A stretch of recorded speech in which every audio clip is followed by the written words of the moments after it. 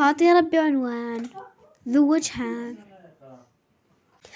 الأنام وحوش يدمرون السلام، لا يواجهون بل فقط خلفهم يتركون، دون تعليل يذهبون ويتركون الدماء تسيل دون تفكير أو تفسير، يطعنونك ويكملون المسير. إنهم الغدارون الأصدقاء المزيفون، يظهرون الطيبة والحنان ويضمرون السوء في الكيان، يبذون الكره لمن هم لك أعداء لكنهم لهم أعز الأصدقاء.